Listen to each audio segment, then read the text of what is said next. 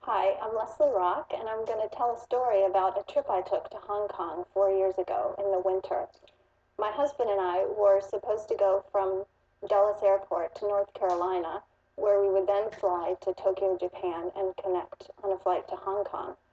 As it turned out, we did go to North Carolina, and then we spent about 5 hours in the air, and everything was going fine until the pilot made an announcement in Japanese, of course, because we were on Japan Airlines. And I should go back and add that when we were on the tarmac in North Carolina, the flight attendants were standing out by the where the plane was going to take off, and they were waving very formally to wave us goodbye on our way off to Japan. So that was an indication of what was to come.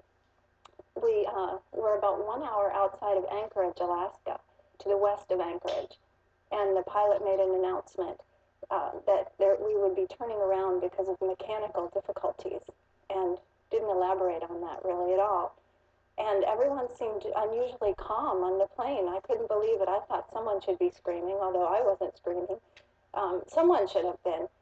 So anyway, he turned the plane around, and we ended up landing in a cargo airport in Anchorage, which indicated that it was pretty serious, although none of us really knew it at the time. But as we were landing on the runway, on either side of where we were landing, there were about 100 ambulances and fire engines lined up all along the runway.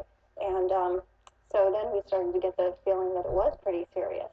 And we ended up landing, and we got off of the plane and went into the airport. And through the window, we could see that one of the engines, the right engine, was on fire.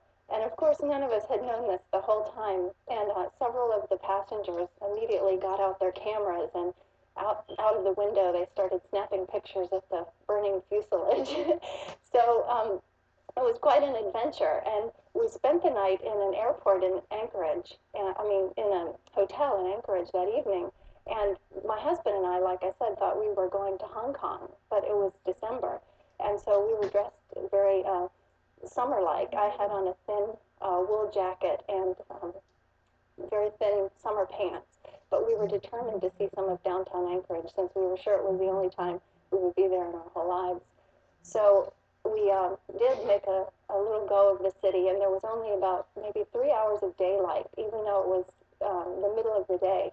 And it was a very gloomy daylight, I should add. And the next morning, we were to get back on a plane and head for Hong Kong as originally scheduled, and they put us back on the same plane. It was very perplexing, but it turned out they had replaced the engine overnight with another engine that had been flown in from Tokyo. So we all got back on the plane with much trepidation and flew to Hong Kong without event and landed the next day. So that's the story of my trip. The only trip I took to Asia, and I'm supposed to go this winter again, so I have some reservations, but we'll be brave.